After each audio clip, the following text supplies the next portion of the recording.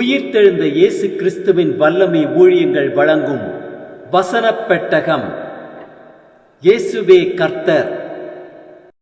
இயேசுவையே தேவன் ஆண்டவரும் கிறிஸ்துவுமாக்கினார். இயேசுவே ராஜாதி ராஜா, கர்த்தாதி கர்த்தா. கிறிஸ்துவே மரித்தோர் மேலும் ஜீவனுள்ளோர் மேலும் ஆண்டவர். கிறிஸ்துவே போதகரும் ஆண்டவருமாயிருக்கிறார்.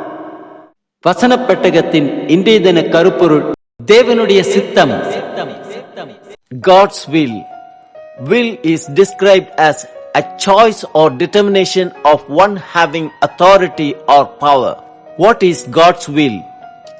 Advancement of His kingdom, His glorification, all people to be saved and come to a knowledge of the truth, not wanting anyone to perish, but everyone to come to repentance. What is God's will on us? Always giving thanks in all circumstances to God the Father for everything in the name of our Lord Jesus Christ.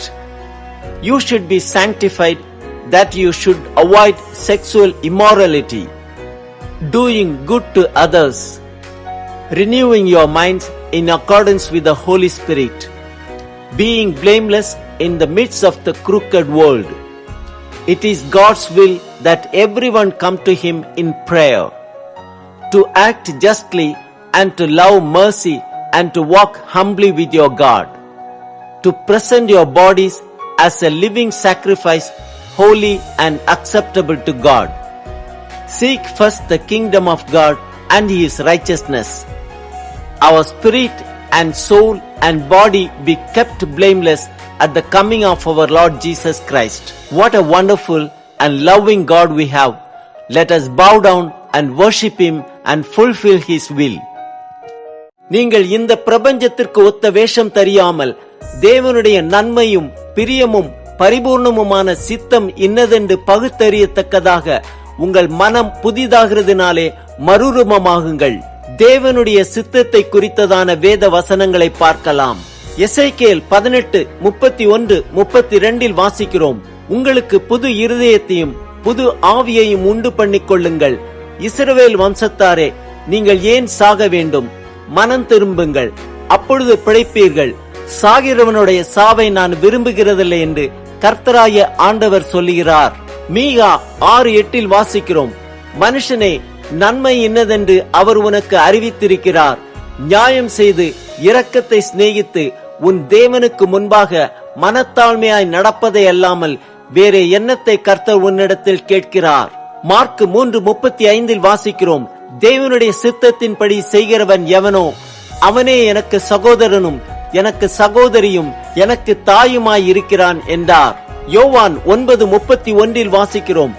ஒருவன் தேவ பக்தி உள்ளவனாயிருந்து அவருக்கு சித்தமானதை செய்தால் அவனுக்கு செவி கொடுப்பார். ரோமர் 12:1 வாசிக்கிறோம். அப்படி இருக்க சகோதரரே, நீங்கள் உங்கள் சரீரங்களை பரிசுத்தமும் தேவனுக்கு பிரியமுமான ஜீவ பலியாக ஒப்புக் கொடுக்க வேண்டும் என்று தேவனுடைய இரக்கங்களை முன்னிட்டு உங்களை வேண்டிக் கொள்கிறேன். இதுவே நீங்கள் செய்யத்தக்க புத்தி உள்ள ஆராதனை. கலாத்தியர் 1:4 வாசிக்கிறோம். அவர் இயேசு நம்மை இப்பொழுது இருக்கிற பொல்லாத பிரபஞ்சத்தினின்று விடுவிக்கும்படி நம்முடைய பிதாவாகிய தேவனுடைய சித்தத்தின்படியே நம்முடைய பாவங்களுக்காக தம்மை தாமே ஒப்பு கொடுத்தார். எபேசியர் 5:17 வாசிக்கிறோம். ஆகையால் நீங்கள் மதியற்றவர்களாயிராமல் கர்த்தருடைய சித்தம் இன்னதென்று உணர்ந்து கொள்ளுங்கள். 1 தெசலோனிக்கேயர் 5:18 வாசிக்கிறோம். எல்லாவற்றிலேயும் ஸ்தோத்திரம் செய்யுங்கள், அப்படி செய்வதே கிறிஸ்து இயேசுவுக்குள் உங்களை குறித்து தேவனுடைய சித்தமாயிருக்கிறது. 1 தீமோத்தேயு 2:4 வாசிக்கிறோம். எல்லா மனுஷரும் ரட்சிக்கப்படவும் சத்தியத்தை அறிகிற அறிவை அடையவும் அவர் சித்தமுள்ளவராயிருக்கிறார். எபிரேயர் 10:36 வாசிக்கிறோம். நீங்கள் தேவனுடைய சித்தத்தின்படி செய்து வாக்குத்தத்தம் பண்ணப்பட்டதை பெறும்படிக்கு பொறுமை உங்களுக்கு வேண்டியதாயிருக்கிறது. 1 பேதுரு 1:14-15 வாசிக்கிறோம். நீங்கள் முன்னே உங்கள் அறியாமையினாலே கொண்டிருந்த இச்சைகளின்படியே இனி நடவாமல் கீழ்ப்படுகிற பிள்ளைகளாயிருந்து உங்களை அழைத்தவர் பரிசுத்தராயிருக்கிறது போல நீங்களும் உங்கள் நடக்கைகள் எல்லாவற்றிலேயும் பரிசுத்தராயிருங்கள். 1 பேதுரு 2:15 வாசிக்கிறோம், நீங்கள் நன்மை செய்கிறதினாலே புத்தியின மனுஷனுடைய அறியாமையை அடக்குவது தேவனுடைய சித்தமாயிருக்கிறது. 1 யோவான் 2:15, 16, 17 வாசிக்கிறோம், உலகத்திலும் உலகத்தில் உள்ளவைகளிலும் அன்பு கூறாதிருங்கள். ஒருவன் உலகத்தில் அன்பு கூர்ந்தால் அவனிடத்தில் பிதாவின் அன்பு இல்லை.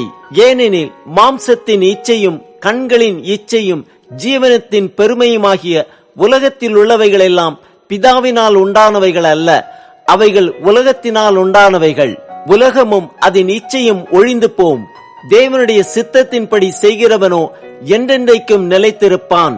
1 யோவான் 4:4-5 வாசிக்கிறோம், பிள்ளைகளே, நீங்கள் தேவனால் உண்டாயிருந்து அவர்களை ஜெயித்தீர்கள். ஏனெனில் உலகத்தில் இருக்கிறவனிலும் உங்களில் இருக்கிறவர் பெரியவர். அவர்கள் உலகத்துக்குரியவர்கள் ஆகையால் உலகத்துக்குரியவைகளை பேசுகிறார்கள். உலகமும் அவர்களுக்கு செவி கொடுக்கும். ஆம், நம் சரீரங்களை பரிசுத்தமும் தேவனுக்கு பிரியமுமான ஜீவ பலியாக ஒப்புக் கொடுப்போம். பரிசுத்தத்தை காத்துக்கொள்வோம், தேவனுடைய சித்தத்தை நிறைவேற்றுவோம்.